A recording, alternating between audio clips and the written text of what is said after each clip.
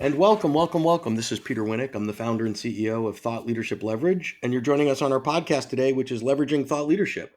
My guest today is Jody B. Miller. Jody has a pretty long list of accomplishments and things that she does that are amazing. She's in the work happiness space. She's just recently had a TEDx talk release that's taking off like wildfire. She's the president and CEO of C2C Strategic Management, best-selling author, podcast host, keynote speaker, all-around smart lady, and I'm glad she's joining us today. Welcome, Jody. Oh, Peter, that's really sweet. Thank you so much.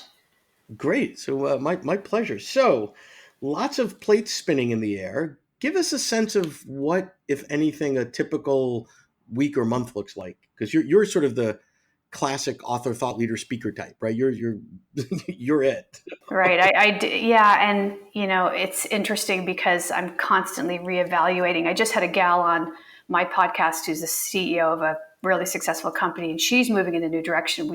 We had coffee and we were talking about, geez, like what comes first, right? Because like I just got back from speaking at a big global healthcare conference. I write for publications, I write books, I speak, I do workshops, like happiness workshops, employee engagement workshops, and then I'm taking this whole TEDx success, and which is basically based on breaking through barriers to find what you're really meant to do and finding that happiness that goes with it. And it's something I call the Masogi method, which if you listen to the talk, you'll know where that comes from and why it's so important to really step not just outside your comfort zone, but really make a big leap, big leap, but do it responsibly. And so I bring that to the corporate world. And so a typical day for me is waking up pretty early, between 4:30 and 5. Ouch. That's not pretty early. That's obscenely early. Well, my guy is a writer, Okay. a very successful copywriter, and he has clients all over the country. So he's up, so it's pretty easy. Cool. But I start my day a little differently. I do a meditation in the morning, and it takes me about 15 minutes, and I got a lot of that additional input from one of my podcast guests, Ladro, who's written 7 books about meditation. And so I do a meditation and a gratitude, and it really grounds me in the morning. That's how I start my morning, and a cup of good Phil's coffee from San Francisco.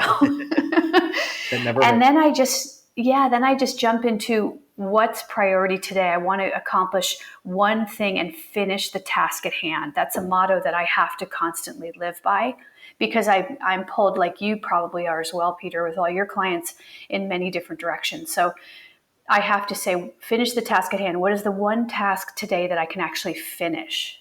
I do that first. And then I move to everything else and say, okay, I might work a little bit on this, that, put out some fires, deal with some client issues. And then I feel like I had a great day because at least I got one thing completely done. And that's how I have to just move forward. It doesn't all happen at once, but at least you feel like you make steps. Got it. So I want to push a little bit on this sort of what comes first, but in a different sort of twist on it. So Sure. if you were going to go down, or anybody was going to be an investment banker, an attorney, an accountant, consultants, there's not an exact linear path, but there's a pretty logical, okay, so if I was going to be an attorney, I'd probably go poli-sci undergrad, and then I'd take my LSATs, and then I'd figure out if I want to go big firm or on my own, or what my right? There's a path here. But if you wake up one day, like many of the folks listening to this show do, and say, I'd like to be a fill in the blank, author, thought leader, speaker, the what comes first is actually, a really important question, and most people actually ignore it. And the what comes first is answered by serendipity or chance, or, oh yeah, that was cool, somebody invited me to speak and I sort of kind of dug it and whatever. But talk about that a little bit, because you've been doing this a while and you've accomplished a lot. You've written 6 books and very much in demand. But if I was someone that was, let's say, you 10 or 15 years ago, and they're sort of thinking about this, so they're smart, they've had some success, they've got a perspective, whatever, what comes first? It's so funny you're asking me this, because I have gone through this several times in my life. I started out in television, and then I decided that I had a solution for a process in television advertising, and I started a software company. And then I did become an investment banker as a result of that. So when you said investment banker, that just cracks me up. But here's my advice. As you get these callings, and this is kind of like my Masogi method theory. You get this calling deep in your soul that I need to do what really matters to me. And so if you look at my path, sometimes I made choices based on family. Sometimes I made choices based on this urge inside. And then as the opportunities, when you're open to the opportunities, they show up. And my advice for those listening who are thinking they want to make a 180-degree turn, which I've done probably 3 times in my life so far. So I can't do the math, but that's Yeah. 3, 5, whatever. That's a lot of turns. Yeah. So my advice is take the opportunity if it feels right, even if you don't know what you're doing, because you will learn along the way. When I became an investment banker, the head of this small investment bank said, "Gee, Jody, you've done the software thing that was successful. You've done strategic work for lots of Fortune 100 companies.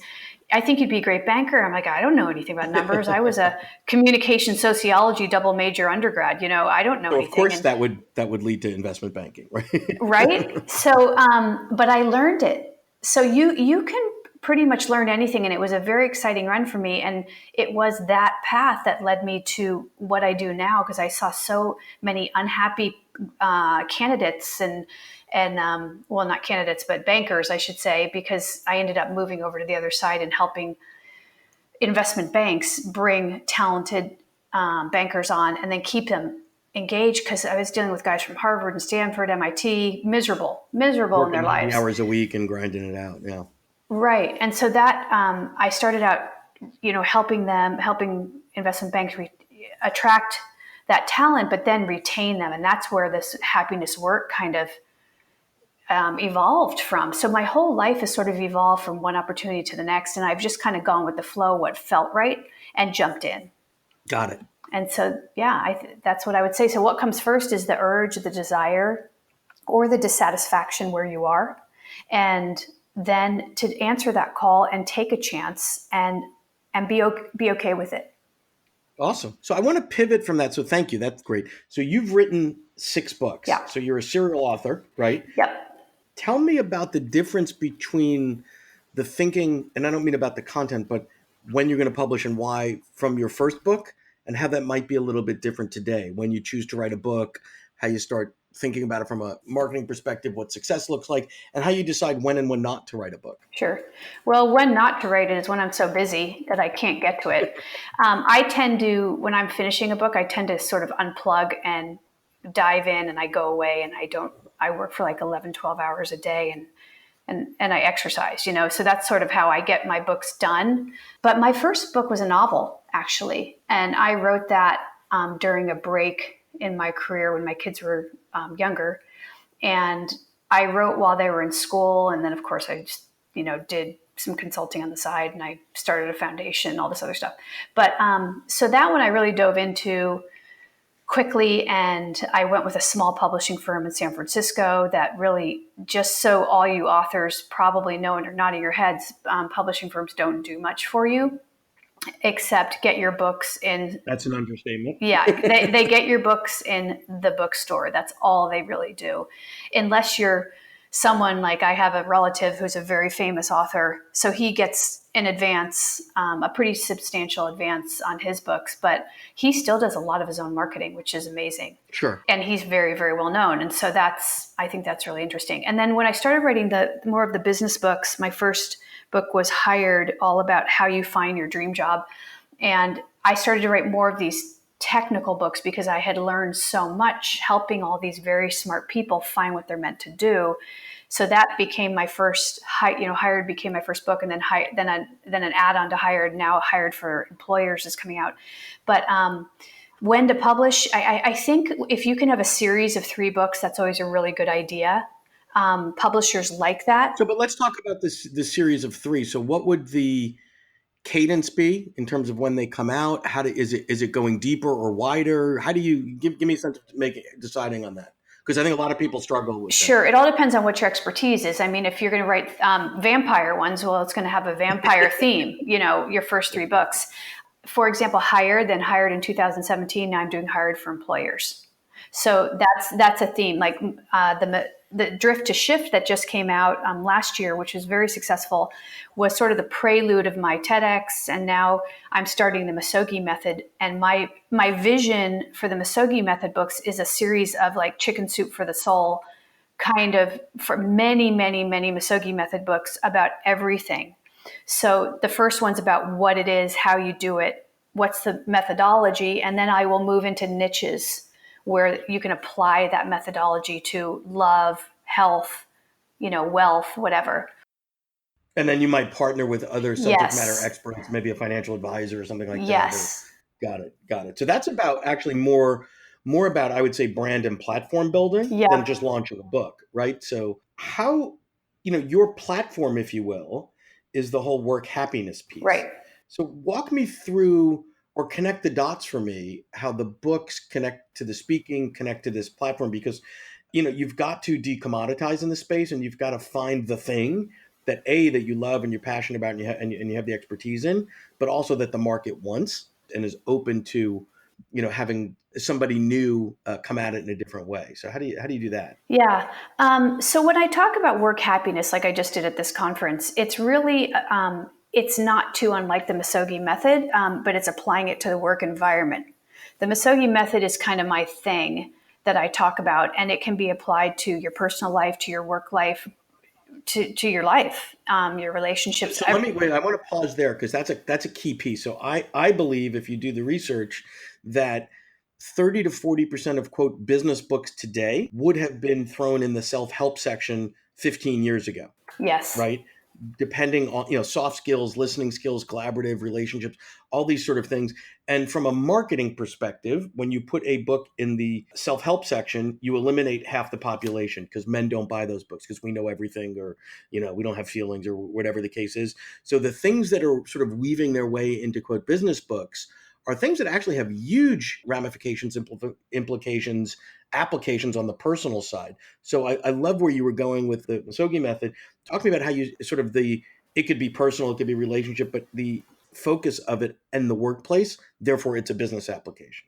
Yeah, but it's many things. I mean, look at the book like 10x. 10x is not too unlike the Misogi Method, but Misogi Method has a deeper feeling piece to it. The book Grit. That's it's a whole. Totally. There are a lot of books that are out there. I read quite a few books, basically summaries of top selling books each month, and I read them. I'm like, this isn't anything new. This isn't anything that I'm not talking about, but I'm looking at it as I'm a big believer, Peter, that you have to be happy with you first, and then we can apply it to work. We can apply it to your personal relationships and your attitude toward money or whatever it is that's important to you.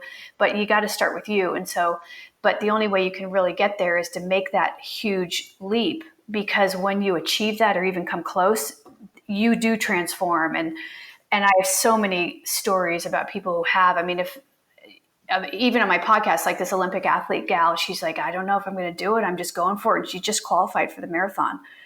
Wow. But let me ask you from a sales and marketing perspective, right? Sure. So if you were telling me that your methodology is, I've got to be happy with me first, that's fine, right? But from my perspective, that's on me, right? So I have to make that investment in me Yes. of energy and time and effort.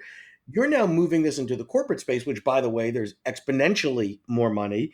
And companies, by and large, don't necessarily care about how I feel. They care about the impact, the ROI, the results that happen when they put content out to their people.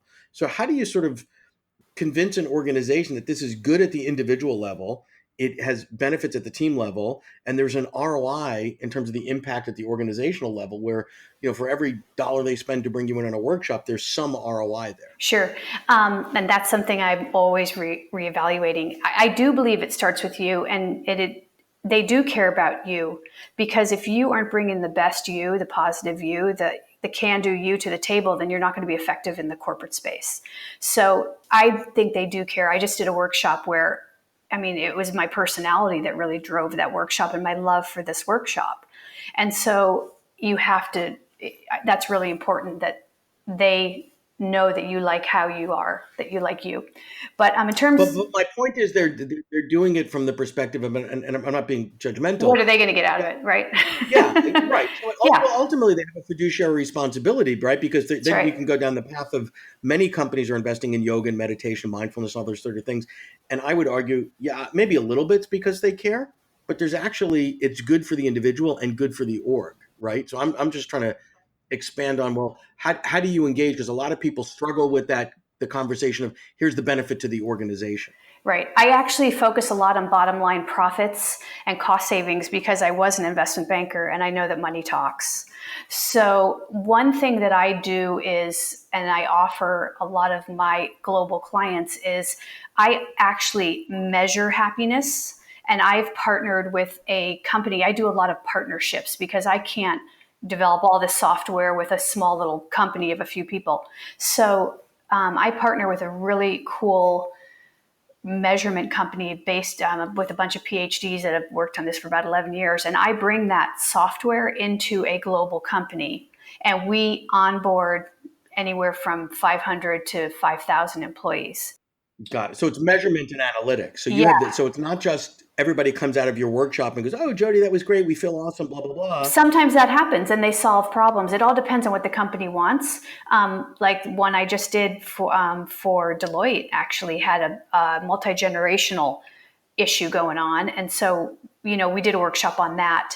But the measurement's really good because you can tell in real time what's going on with your employees. And then what happens is we come up with solutions such as customized workshops, and they usually fall within the 4 that I do, but we can even customize them a little bit more. And so then you can start to solve problems so people don't leave. And I mean, companies lose like 30 billion a year in just sick days because people are miserable. So I love that you're taking something as, I would say, amorphous as happiness or quality. Like my happiness is different than your happiness, and it's not a unified. It's not like BMI or something that's got it. And you've got it down to the measurement and analytics level for the organization. Because to me, ultimately, when you're in the content space, whether that's as a speaker, an author, licensing your content, whatever, ultimately you have to change behaviors at the individual level that in the aggregate move business levers that are visible and measurable. And I think a lot of people miss that second piece. It's just, oh, it's intuitive. Of course, if people are happy, they'll be better at work.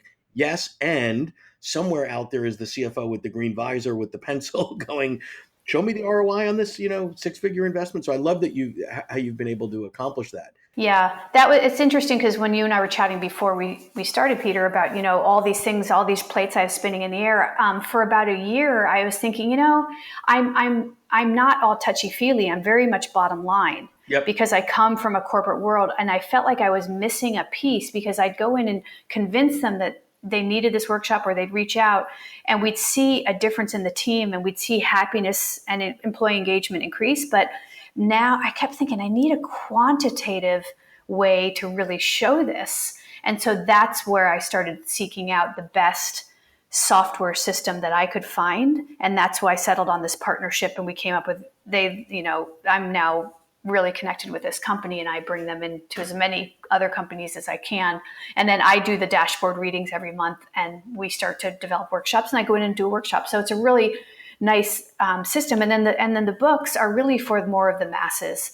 And a lot of the stories that will be in the Misogi method are actually some corporate stories as well as some personal stories of people that have really gone through this and come out the other side, finding that meaning, that success, that happiness that lasts. Well, that's awesome. That's fantastic. I love that balance of sort of the quantification of in essence, emotionally based or soft skill or whatever. Because there's so many people that could poo-poo that on the corporate side, right? Like, oh, well, yeah, it's a nice to have, or we'll do a one-off. But the fact that you've got dashboards, and KPIs, and you're integrating that and reading the data, that's awesome. As we start to wrap here, any thoughts or advice that you'd give someone in terms of maybe some things that you're doing now that are gaining traction, or things that you used to do that are working that aren't working as well? So either a do more of this or a less of that sort of thing.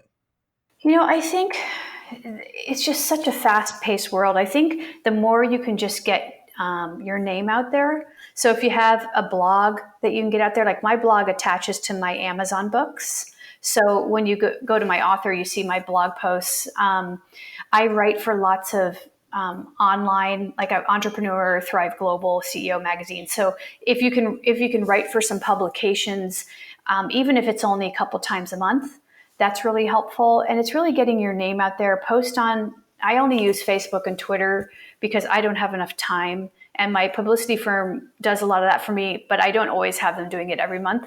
And then speak every so often. The speaking isn't really, unless you're like Tony Robbins, you're not going to make big money from speaking. But but you do gain visibility and you do gain clients. So I would say, if you can speak a couple times a year, and then just, it kind of all depends. If you're an author, what is that theme of your books? And I'm a big believer in that 3-book series. And don't think you're going to make a gazillion dollars off your books, but you might get lucky and have one that just breaks out.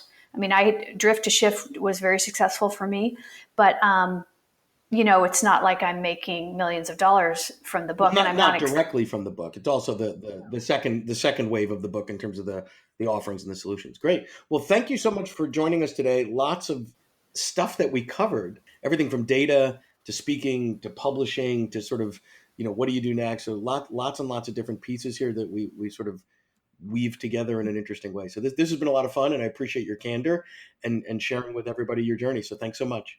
Thank you so much. It was really fun. To learn more about Thought Leadership Leverage, please visit our website at thoughtleadershipleverage.com. To reach me directly, feel free to email me at peter@thoughtleadershipleverage.com. And please subscribe to Leveraging Thought Leadership on iTunes or your favorite podcast app to get your weekly episode automatically.